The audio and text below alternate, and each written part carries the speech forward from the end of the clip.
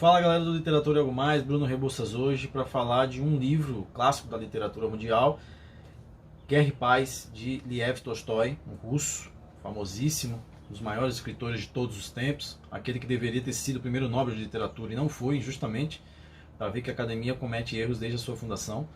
Então, falar um pouco sobre o livro hoje, falar da sua importância, falar das minhas percepções, né? Eu já publiquei no feed o que eu achei do livro. A primeira impressão que fica é que ele é demasiado longo e ele é desnecessariamente longo.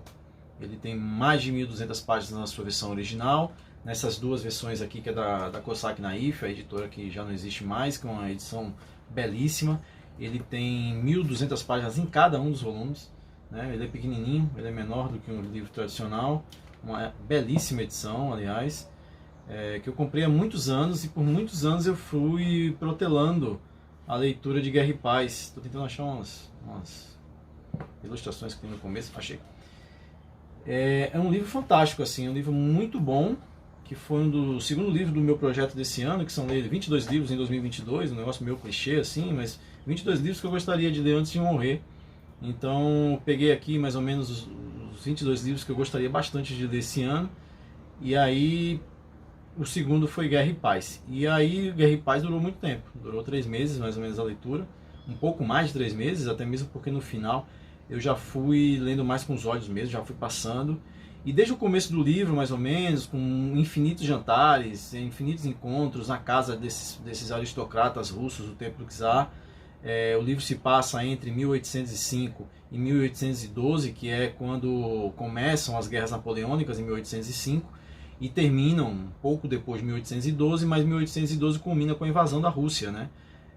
Uma vitória-derrota de Napoleão. Ele consegue sentar ao trono do czar em Moscou, mas ele perde muitos soldados, e a grande força do exército francês se dissipa ali, e a partir daí virá uma derrota em Leipzig, em 1813, na Batalha das Nações, e logo depois vai virar a derrota de 1815, a derrota definitiva em Waterloo.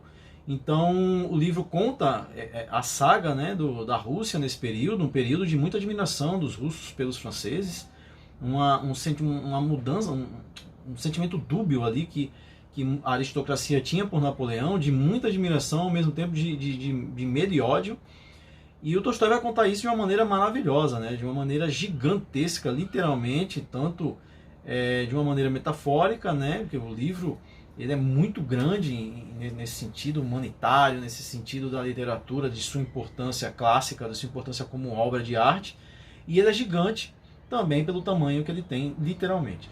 Então, falar um pouco disso, assim, eu acho que o grande aspecto, e aí eu acho que é uma questão muito subjetiva, até escrevi isso no feed, que eu acho o estilo do leitor, né? Eu acho que nós, como leitores, temos fases e temos momentos, né? E eu acho que não é um bom momento meu para ler grandes calhamaços, até mesmo porque depois que eu li Borges, ano passado, li até com a Aline, do Livro da Aline, e a gente compartilhou muito da opinião do Borges, que os livros não precisam ser tão grandes, né? O Borges falava que poucos livros se justificam, né, em termos de tamanho, de número de páginas, e eu, com o tempo, acabo achando isso verdadeiramente, assim. Muitos livros que você lê, você se diverte, você acha ótimo, como Guerra e Paz, por exemplo, que é um novelaço, assim, tem série, tem filmes, muito bem feitos, aliás. E quando você lê o livro, você aproveita a leitura, você se deleita ali com os infinitos jantares, todo o contraste social que a Rússia sempre viveu, né? Um país extremamente autoritário desde sempre, um país que a democracia ela existiu muito pouco, então eles são muito acostumados com isso. É um país que foi mais de 1000 anos governado por líderes extremamente absolutistas, né? Que é o caso aqui nesse período da história, né? O czar na verdade seria um substituto de César, né? Tipo do Império Romano. Quando acaba o Império Romano do Oriente, né?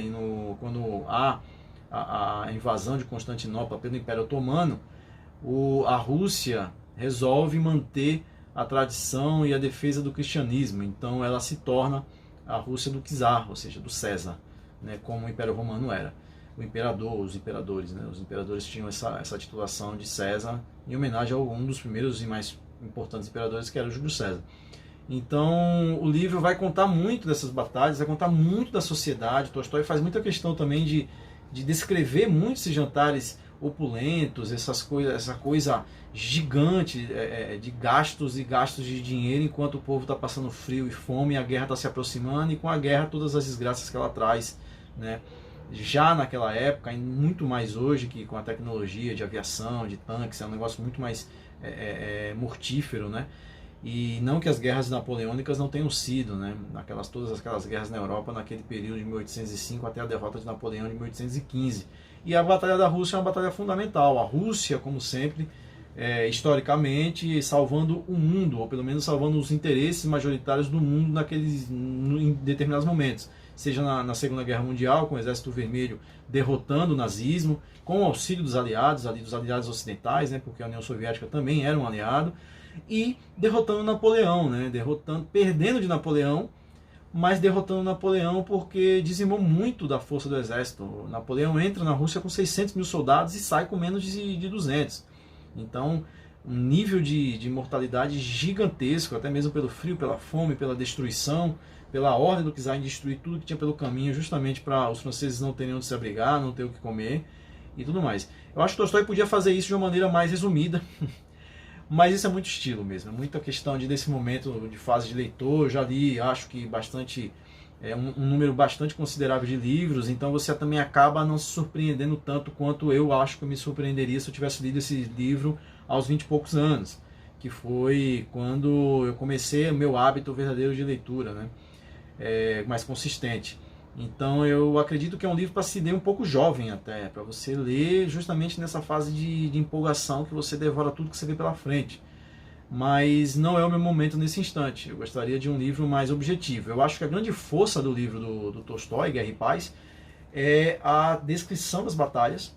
É um negócio super realista. Ele consegue fazer com que a gente se sinta ali em Austerlitz, que a gente se sinta nas batalhas da Polônia, que a gente se sinta ali ao redor de Moscou com frio já dilacerando a alma das pessoas, e a força do exército francês se aproximando com toda a sua opulência, elegância, com toda a estratégia e o brio que Napoleão tinha. Ele consegue transmitir isso pra gente de uma maneira muito viva, e eu acho que esse é o grande aspecto do livro. Mas eu acho que ele perde muito tempo com partes da história que não são relevantes. E, longe de mim de criticar Tolstói, essa é só uma percepção minha, uma opinião completamente pessoal, né, como todas as opiniões são. Mas eu acredito que, se resumir os jantares, o livro ganha muito mais força. O livro ganha até mesmo em aspectos mais de surpresa, né? Porque o livro, eu acredito que é muito linear. Desde o começo, mais ou menos, a metade do primeiro volume, eu já imaginava como terminaria o livro. Quem casaria com quem terminaria com quem ia morrer, quem não ia.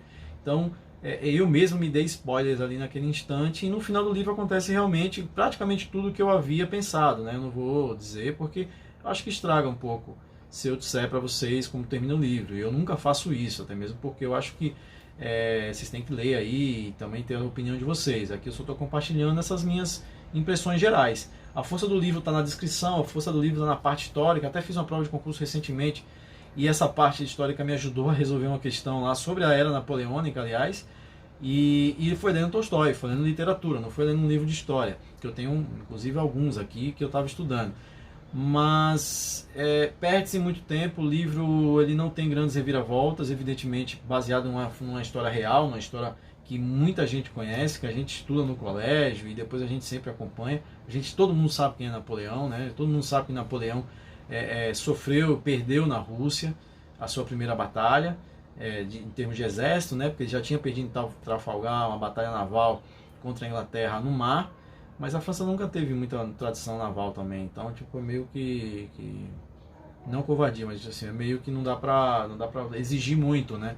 Mas a grande força dos franceses sempre foi o exército, tanto na época de Napoleão como na Primeira Guerra Mundial, que é quem vai segurar bastante assim as batalhas ali, principalmente no centro da Europa, no Somme, na região, inclusive da França, né? A Alemanha na Primeira Guerra Mundial chegou muito perto de Paris, e depois os franceses expulsaram, né? Apesar de terem sido derrotados por via terrestre em 1870 na Guerra Franco-Prussiana, que depois vai unificar a Alemanha e vai transformar a Alemanha nessa gigantesca nação que é também, em termos até a Segunda Guerra Mundial, em termos militares.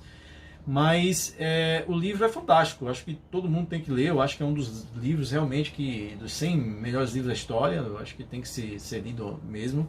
É um clássico gigante, é um livro belíssimo. Essa tradução aqui, ela é direto do russo, então ela é uma leitura muito mais tranquila do que ler as outras edições. Apesar que depois dela, da Cossack Naif, outras editoras também fizeram a partir do russo, né?